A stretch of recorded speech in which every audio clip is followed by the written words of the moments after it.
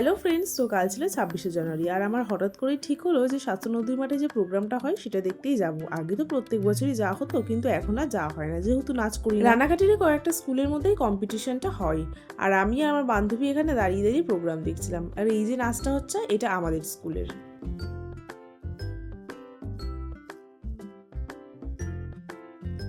বেশ কিন্তু ভালোই লেগেছিল।